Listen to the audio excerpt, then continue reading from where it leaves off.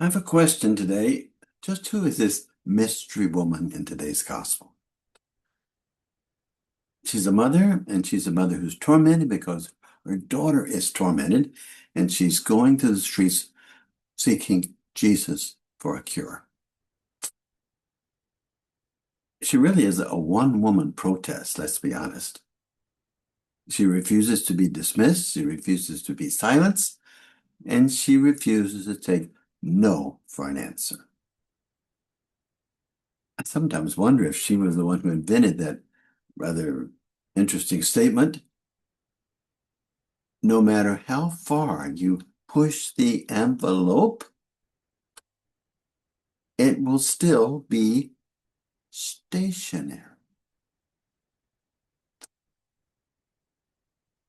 This woman would not allow Jesus to stay stationary. She pushed, she pleaded.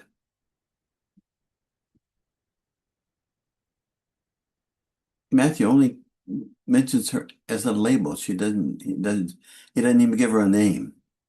A Canaanite woman, a pagan, an outsider. And yet this unnamed outsider does something remarkable.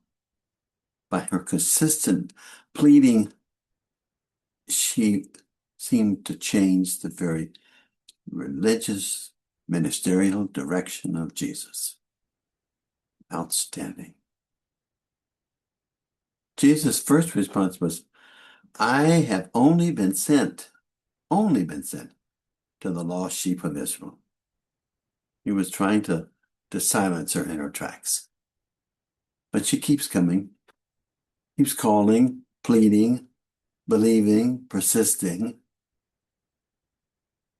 And finally, Jesus says, your faith is great. It saved you. How does this translate? I think what Jesus is saying is, my friend, we are connected. We are one. We resonate. We're on the same page. And therefore, your daughter is healed as one of us. This is one of those gospel stories that, well, we might feel uncomfortable about because it has Jesus changing Jesus's mind. He crosses a boundary, a religious boundary, a cultural boundary, an us and them boundary. And I see this as the teachable moment of today's gospel. The teaching that the reign of God will never finally be about division and separation. Never. It's about uniting, wanting, including, reconciling unconditional, eternal love. John 17:21 sums it so beautifully. The prayer of Jesus that all may be one.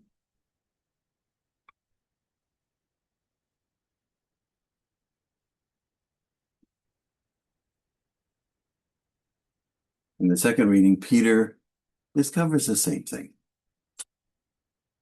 In the Acts of the Apostles, it says, God has shown me that I should not call anyone impure or unclean.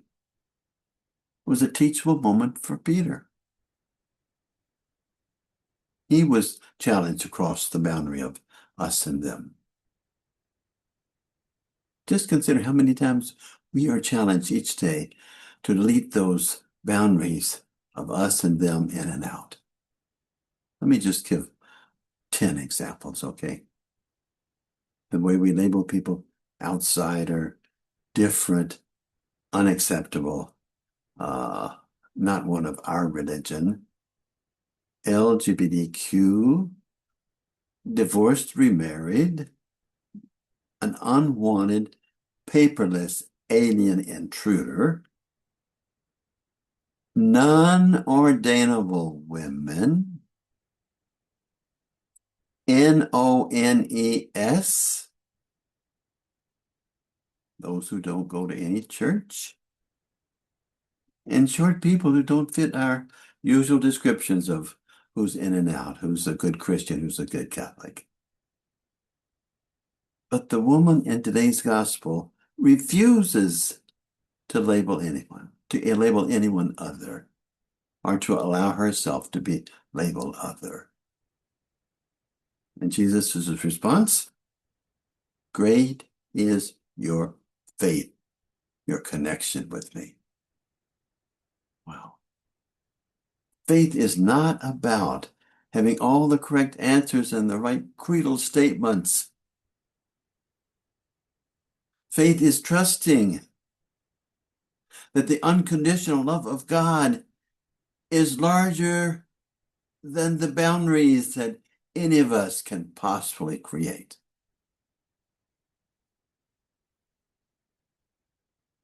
We get this reinforced by Isaiah in the first reading.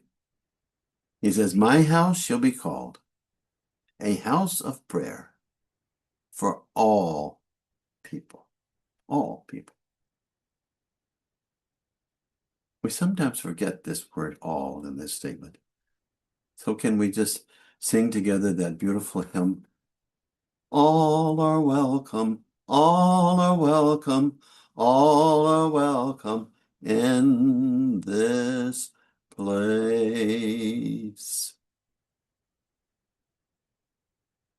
My friends, as the Canaanite woman challenged Jesus in the gospel, so we are being challenged by the word of God today.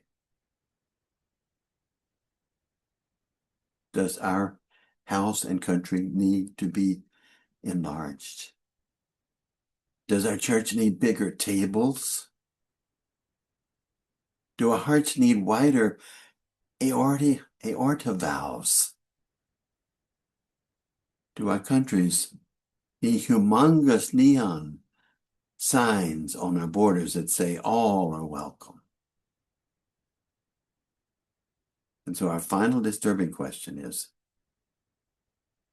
could this persistent, faith-filled, in quotation marks, pagan woman, still standing before us today after 2,000 years, be really the voice of God saying and asking, why? Why have you labeled others those that I always call my unconditionally loved beloveds?